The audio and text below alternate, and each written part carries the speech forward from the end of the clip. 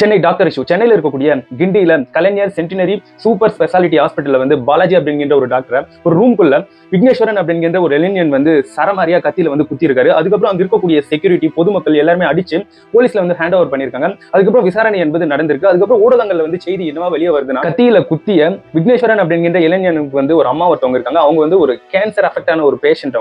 அவங்க ஒரு பிரைவேட் ஹாஸ்பிட்டல்ல வந்து ட்ரீட்மெண்ட் வந்து எடுத்திருக்காங்க. அதுக்கப்புறம் சென்னையில் இருக்கக்கூடிய கிண்டியில இருக்கக்கூடிய கவர்மெண்ட் ஹாஸ்பிட்டல்ல இந்த கேன்சருக்கு வந்து நல்ல ட்ரீட்மெண்ட் பார்ப்பாங்க அப்படின்னு தெரிஞ்சுக்கிட்டு இவங்க வந்து அந்த கவர்மெண்ட் ஹாஸ்பிட்டல் போயிருக்காங்க. தொடர்ந்து இவங்களுக்கு வந்து கீமோதெரபி மெடிக்கல் ப்ரொசீஜர் எல்லாமே பண்ணிருக்காங்க.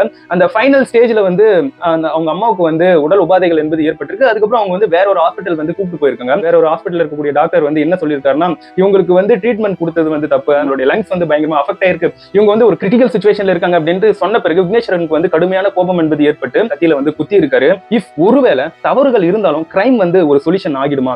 டாக்டர்ஸ்க்கு கண்டிப்பா பாதுகாப்பு என்பது தேவை.